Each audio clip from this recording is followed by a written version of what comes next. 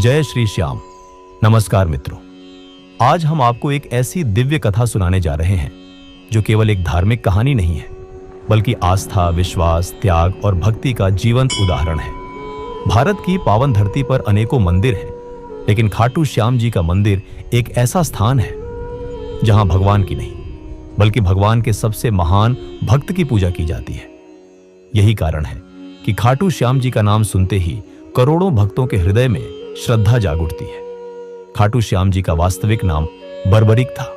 वे महाभारत काल के महान योद्धा, भीम के पौत्र और घटोत्कच के पुत्र थे। उनकी माता का नाम मोरवी था, जो स्वयं एक महान तपस्विनी और धर्मपरायण स्त्री थी। मोरवी ने अपने पुत्र को बचपन से ही धर्म, सत्य और न्याय के मार्ग पर चलने की शिक्षा दी। बर्बरीक बचपन से ही असाधारण बलशाली थे, लेकिन उनके भीतर शक्ति से अधिक करुणा और न्याय की भावना थी। बर्बरीक को 3 ऐसे दिव्य वरदान प्राप्त हुए थे, जिनके कारण उन्हें संसार का सबसे शक्तिशाली योद्धा माना जाता था। पहला वरदान उन्हें अपनी माता मोरवी से मिला, जिसमें यह आशीर्वाद था कि वे युद्ध में कभी पराजित नहीं होंगे। दूसरा वरदान उन्हें भगवान शिव से प्राप्त हुआ, जिसने उन्हें अपार शारीरिक और आत्मिक शक्ति प्रदान की।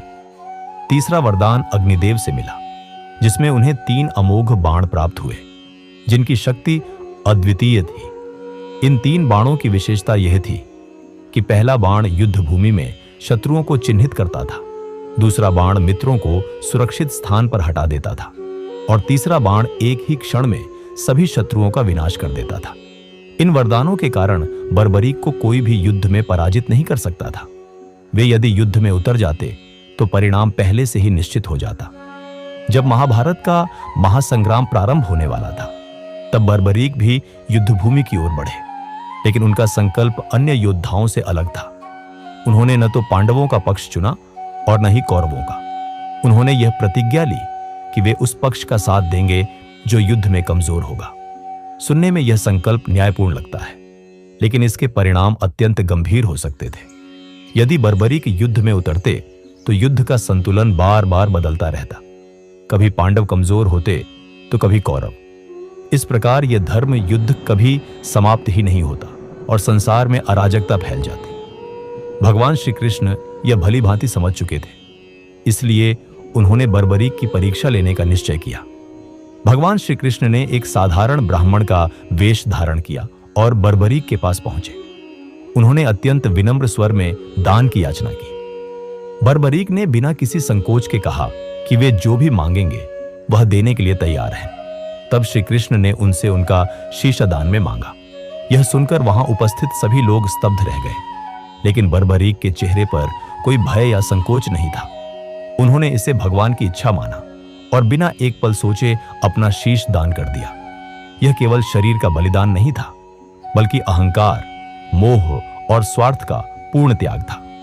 शीश दान के पश्चात बर्बरीक ने भगवान श्री कृष्ण से एक अंतिम इच्छा प्रकट की। उन्होंने कहा कि वे महाभारत का पूरा युद्ध देखना चाहते हैं। भगवान श्री कृष्ण ने उनकी इस इच्छा को स्वीकार किया और उनके शीश को एक ऊंचे स्थान पर स्थापित कर दिया, जहां से वे संपूर्ण युद्ध को देख सकते थे। बर्बरीक ने युद्ध के हर दृश्य को देखा। उन्होंने देखा कि कैसे अधर्म के साथ खड़े योद्धा कितने भी शक्तिशाली क्यों न हो, अंततः पराजित होते हैं। युद्ध समाप्त होने के बाद भगवान श्री कृष्ण ने बर्बरीक से पूछा कि बताओ, इस युद्ध में किसकी विजय हुई? तब बर्बरीक ने उत्तर दिया कि जिस ओर स्वयं श्री कृष्ण थे वही पक्ष विजयी हुआ। यह उत्तर सुनकर भगवान श्री कृष्ण अत्यंत प्रसन्न हुए। उन्होंने बर्बरीक को कलयुग का वरदान दिया।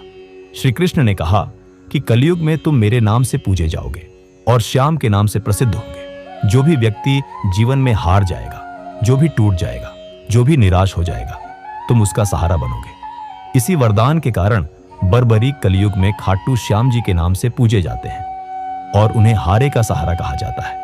समय बीतता गया और कहा जाता है कि बर्बरीक का वही दिव्य शीश राजस्थान के सीकर जिले के खाटू गांव में प्रकट हुआ। एक गाय प्रतिदिन उस स्थान पर जाकर अपने आप दूध गिराती थी। जब लोगों ने उस स्थान की खुदाई करवाई तो वहां से एक दिव्य शीश प्राप्त हुआ। उसी पवित्र स्थान पर खाटू श्याम जी का भव्य मंदिर बनाया गया। आज भी यह मंदिर करोड़ों भक्तों की आस्था का केंद्र है। कहा जाता है कि यहाँ सच्चे मन से मांगी गई हर मुराद पूरी होती है। कई लोग बीमारी से मुक्त हुए कई लोगों को आर्थिक संकट से राहत मिली और कई टूटे हुए जीवन को नई दिशा मिली। खाटू श्याम जी के मंदिर से जुड़े अनेक रहस्य आज भी लोगों को आश्चर्य में डाल देते हैं। भक्तों का मानना है कि मंदिर में विराजमान प्रतिमा के भाव समय समय पर बदलते रहते हैं। कभी उसमें करुणा दिखाई देती है तो कभी गंभीरता। फाल्गुन महीने में लगने वाला विशाल मेला और निशान यात्रा इस मंदिर की विशेष पहचान है। निशान यात्रा केवल पैदल चलने की यात्रा नहीं है, बल्कि यह आत्मसमर्पण और श्रद्धा की यात्रा है। भक्त दूर दूर से बाबा का निशान लेकर पैदल आते हैं और अपनी सारी पीड़ा बाबा के चरणों में अर्पित कर देते हैं। खाटू श्याम जी को दिखावे की भक्ति नहीं, बल्कि सच्चे मन की भक्ति प्रिय है। जो व्यक्ति जीवन में सब कुछ हार चुका होता है, जब वह पूरी श्रद्धा से श्याम बाबा को पुकारता है तो बाबा उसे कभी निराश नहीं करते। इसी कारण कहा जाता है कि जो हारा वही श्याम का। खाटू श्याम जी केवल एक देवता नहीं है, वे विश्वास हैं, वे आशा हैं और वे जीवन को आगे बढ़ने की शक्ति है। इस पावन कथा के साथ हम आपसे विदा लेते हैं। यदि यह कथा आपके हृदय को स्पर्श कर गई हो तो इसे अधिक से अधिक लोगों तक पहुंचाएं। जय श्री श्याम, जय श्री श्याम।